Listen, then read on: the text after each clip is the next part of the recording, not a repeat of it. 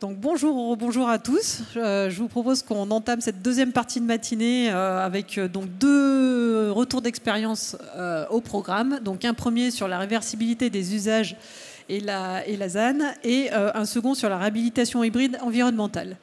Donc je vais laisser tout de suite la parole aux deux prochaines intervenantes. Donc Bénédicte Agnorté, qui est directrice de projet à la Poste Immobilier, et Anne Démiance, architecte. Donc c'est à droite. Je vous laisse monter sur la scène. Et donc voilà, l'objectif 20 minutes de présentation, puis après on prendra quelques questions. Bonjour à tous. Donc Bénédicte Agnorté, effectivement, je suis directrice de projet immobilier à la Poste Immobilier. Alors juste quelques mots pour présenter la Poste Immobilier. La Poste Immobilier, c'est la foncière du groupe La Poste. Qu'est-ce qu'on fait? On gère, on entretient le patrimoine immobilier postal, on le valorise et on le requalifie. Ça représente environ 6 millions de mètres carrés et à peu près la moitié en locatif, la moitié en patrimonial. Et ça représente un petit peu moins de 10 000 immeubles sur le territoire national. Ce parc patrimonial, il est assez diversifié. Ça va du bureau de poste, petite surface, à de la logistique, des plateformes de 25 000 mètres carrés, à de la logistique urbaine en ville de 300 mètres carrés. Le tertiaire pour accompagner tout le déploiement postal et une part d'équipements dits sociaux.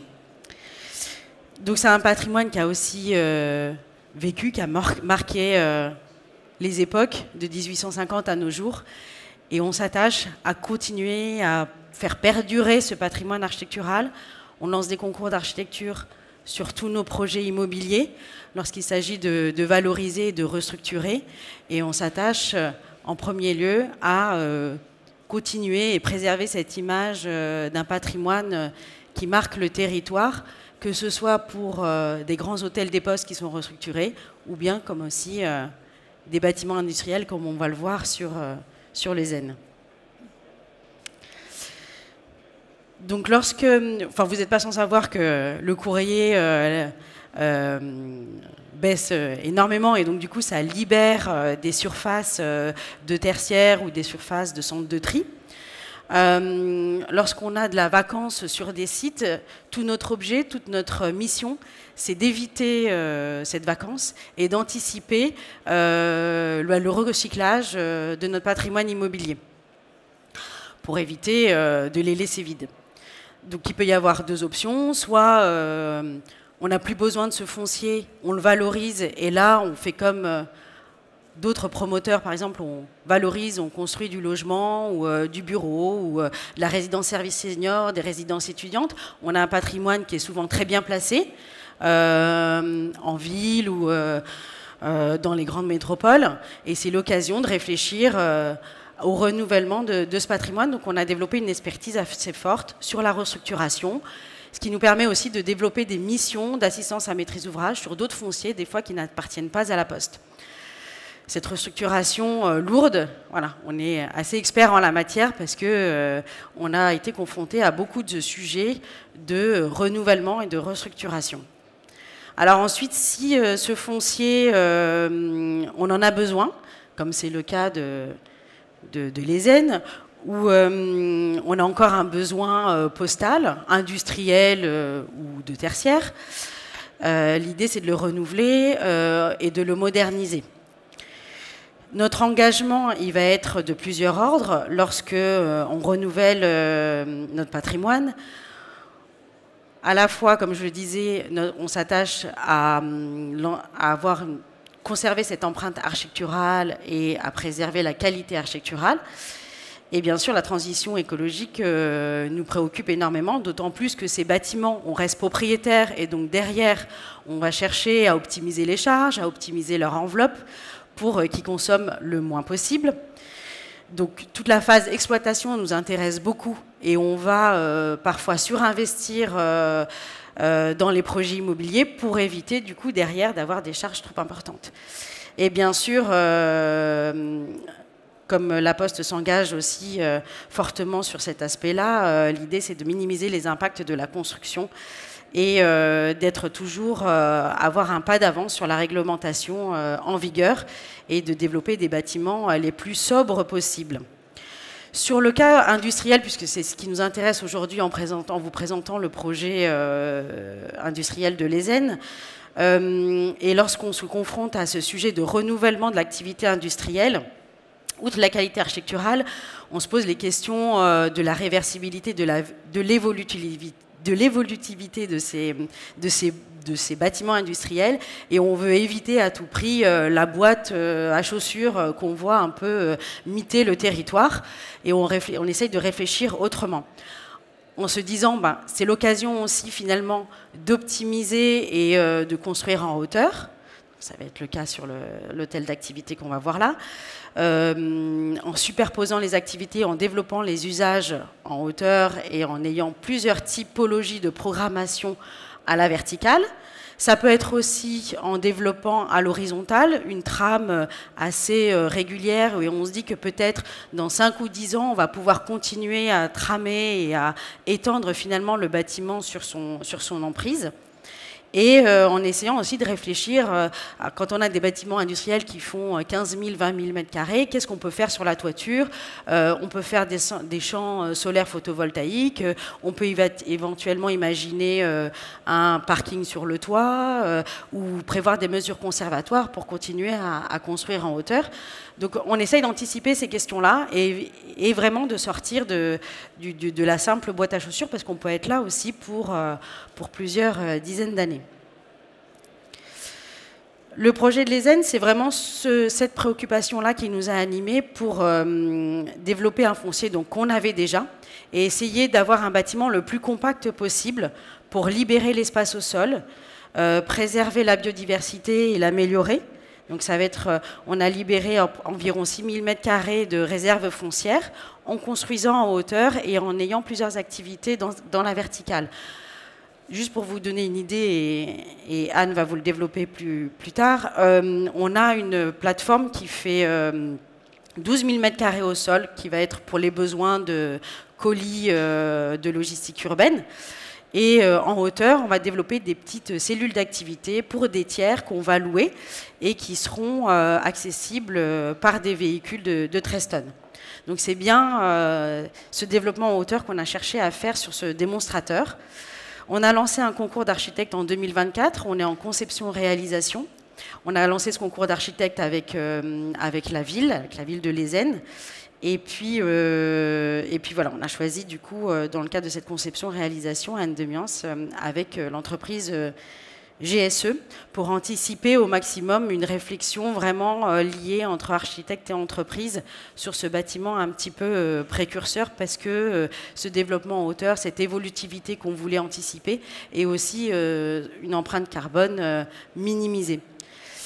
Et on a réussi à aussi se focaliser sur la production d'énergie pour éviter un maximum de poids carbone à l'exploitation, et on est en géothermie et en photovoltaïque, ce qui nous permet d'avoir un bâtiment quasiment passif. En termes de labels et certifications, donc à l'époque on était en E+C-, donc on est maintenant à peu près dans les seuils de la RE 2020. On a le label Biodiversity qu'on essaye de développer sur tous nos bâtiments industriels, parce que l'apport de végétal paraît fondamental dans le développement de ces bâtiments industriels, et en NFHQ. Voilà pour vous dresser un petit peu le contexte, et je laisse la parole à Anne qui va développer le projet dans ses particularités. Merci Bénédicte. Je ne sais pas si vous m'entendez, non? Vous m'entendez? Ouais.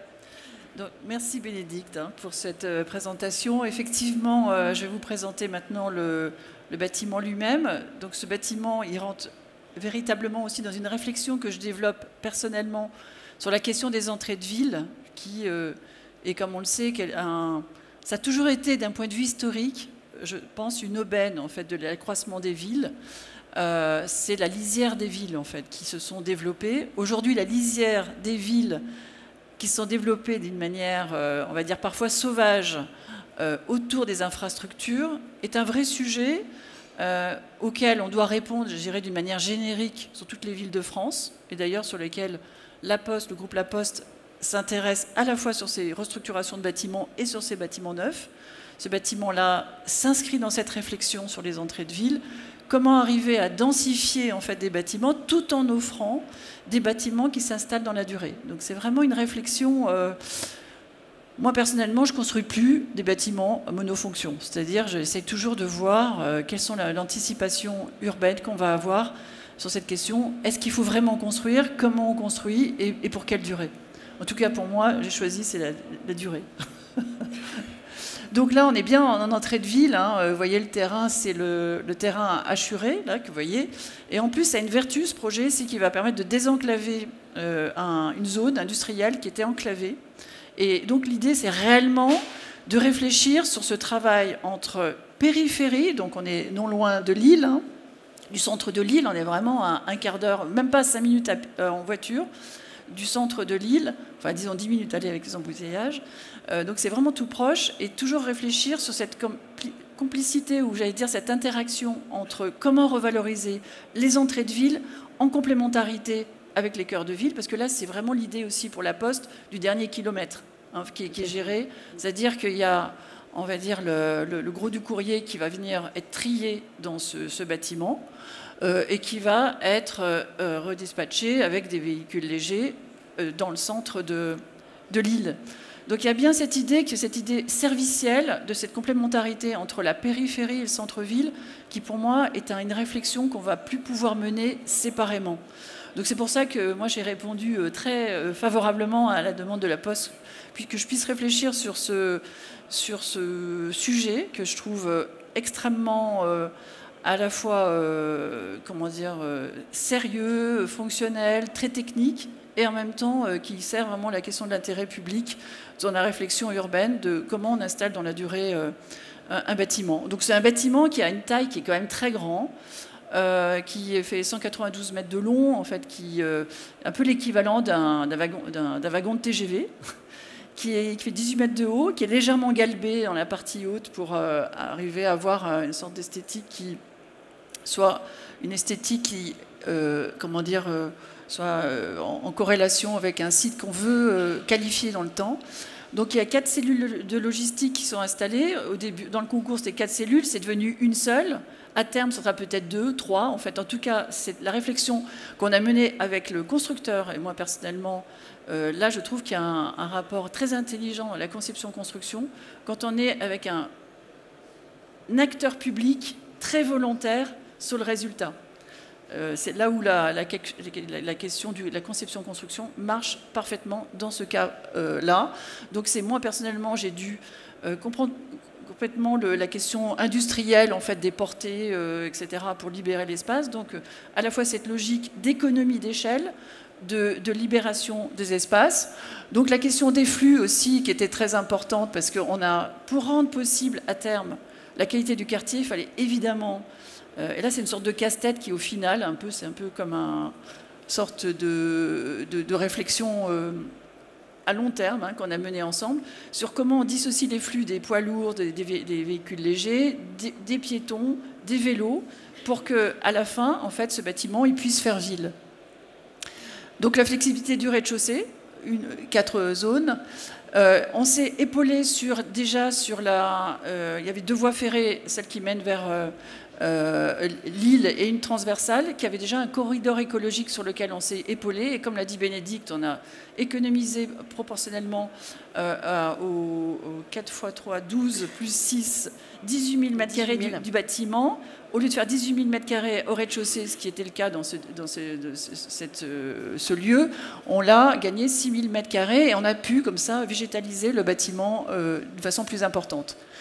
On a superposé donc aussi, alors là c'est une réflexion aussi, réflexion des deniers publics d'un grand donneur d'ordre comme La Poste, c'est de dire comment on crée des mètres carrés qui à terme vont économiquement être viables, notamment à travers la superposition de 12 locaux de 500 mètres carrés qui seront dédiés à l'activité, c'est-à-dire qu'ils seront également extrêmement flexibles dans le temps et qui pourront, parce que si c'était rez-de-chaussée, en fait, ils auraient en fait forcément une capacité de construction qui serait moindre, tandis que là, l'effet de masse fait qu'on peut, dans le clos couvert, comme tu le disais, investir un tout petit peu plus sur le clos couvert pour installer la réflexion dans la durée.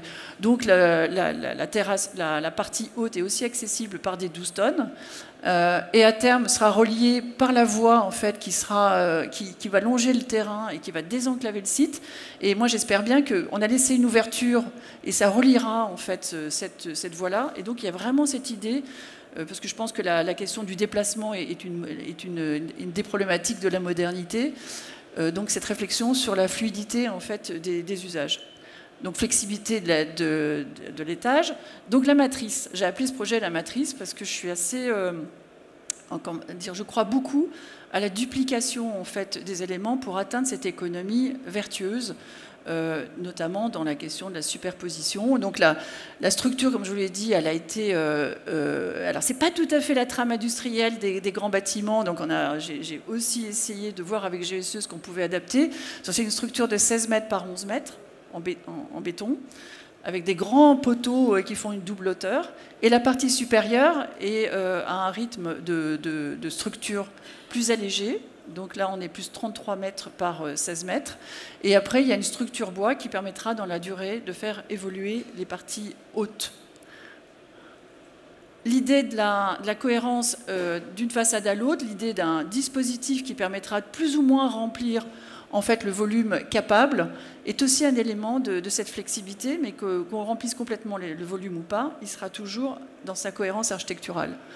Donc là, un objet qu'on a voulu...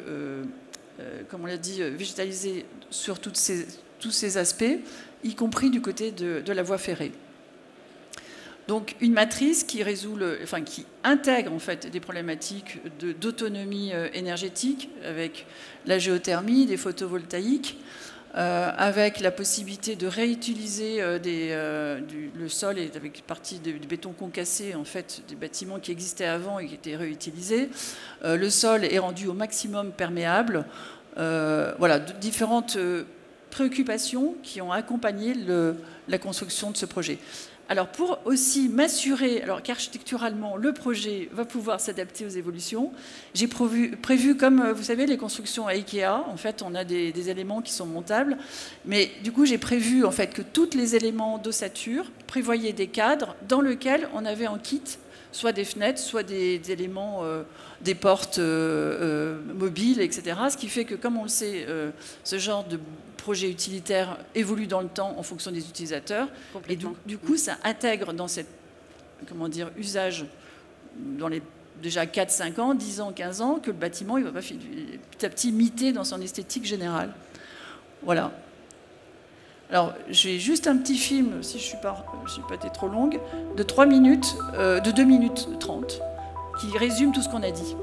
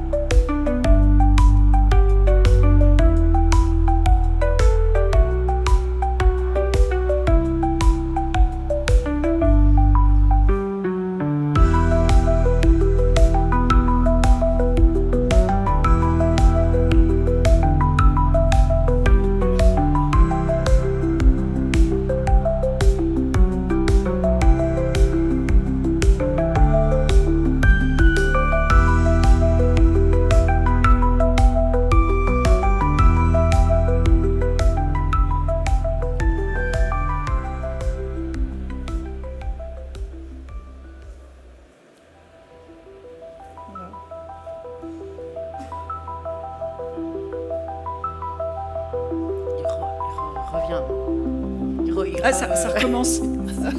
Je pense qu'on peut arrêter parce que c'est en boucle. Là. Au bout d'un moment. Merci.